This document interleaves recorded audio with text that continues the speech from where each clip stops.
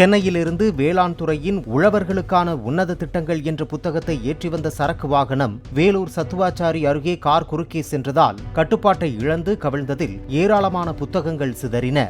சாலையில் கொட்டி கிடந்த புத்தகங்களை மாநகராட்சி ஊழியர்கள் அப்புறப்படுத்தினர்.